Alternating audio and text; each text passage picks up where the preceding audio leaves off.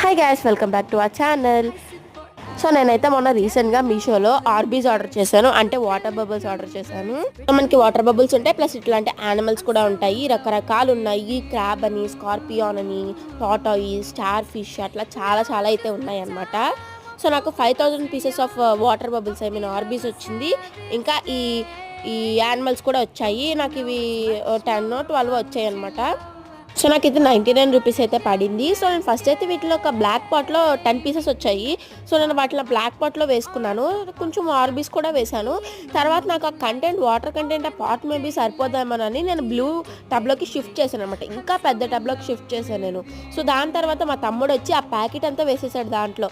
ఆ మొత్తం packet 5000 pieces of water bubbles అనేది టబ్లోకి వెళ్ళిపోయాయి. సో ఇంకా తర్వాత 2 to 3 hours వెయిట్ చేయాలి మనం.